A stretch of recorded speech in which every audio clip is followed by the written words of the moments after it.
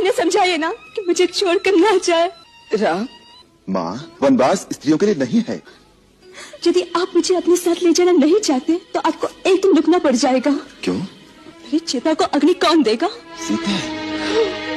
ठीक है सीते, चलने की तैयारी करो। भैया भैया भैया, कैकई के कहने पर महाराज ने आपसे राज छीन लिया। माता कैकई को कैकई कहकर कब से पुकारना सीख लिया तुमने? आप बुलाओ से माता, मैं उस कुल घटनी को माता नहीं कहूंगा और मैं यह न्याय भी कभी नहीं होने दूंगा। और भरत भी आ गया तो उसे भी छठी का दूध जाते दूंगा। अनर्गल बातें मत करो। आप बीच में मत पड़ो भैया, जब पिता ही अपने आचरण से गिर जाए एक स्त्री के साथ मत करो लक्ष्मण। यदि तुम्हारे इतने ही नीच विचार हैं तो मुझे भैया कहना छोड़ दो और आज के बाद मुझे अपना मुंह न दिखाना। ये आप क्या कह रहे हैं? आपके साथ कोई अत्याचार करने की बात करे तो कैसे चुप रहूं? अत्याचार तो ये है जो तुम अपने पिता पर कर रहे हो। पिता पर?